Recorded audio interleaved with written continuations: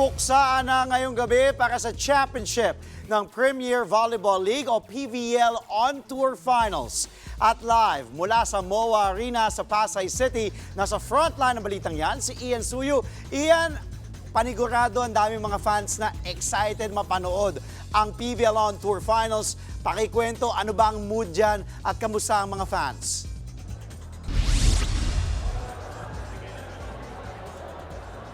Andre, the stage is now set para sa isang epic showdown sa pagitan niya ng PLDT High-Speed Heaters at Cherry Tigo Crossovers para nga sa finals ng PVL On Tour dito sa MOA Arena.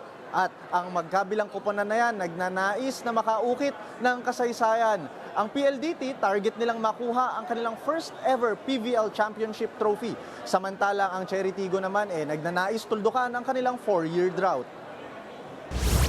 Mula nga sa umaatikabong semifinals action, ginulat ng high-speed heaters ang lahat ng patumbahin nila ang powerhouse team na Creamline Cool Smashers in a thrilling 5-set match.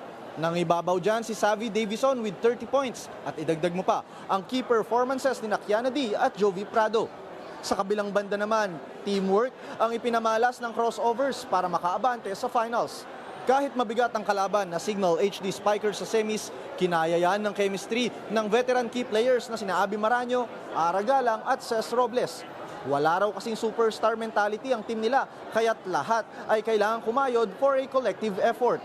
Isa sa mga tututukan natin dyan ay si Galang, lalo na't ito ang kanyang golden opportunity na makuha ang kanyang first ever championship title dito sa PVL. Andre, kakatapos nga lang nung battle for bronze sa pagitan yan ng Creamline Cool Smashers at Signal HD Spikers kung saan nangibabaw ang Creamline in 3 sets. Maya-maya naman, aabangan na natin kung sino ang mag-uuwi ng kampyonato sa pagitan ng PLDT at ng... yan muna ang latest mula dito sa MOA Arena. Andre? PLDT at Cherry Tigo, Ian, masyado ka nang nahilo dyan dahil may battle for third. Pero naiintindihan ko. Maraming salamat, nag-uulat mula sa MOA Arena sa Pasay City, Ian Suyu. Mga kapatid, Andre Felix po, iba na ang may alam at may pakialam sa panahon ngayon. Para po sa tuloy-tuloy na balitaan sa Frontline kahit weekend, mag-follow at mag-subscribe na sa social media pages ng News 5.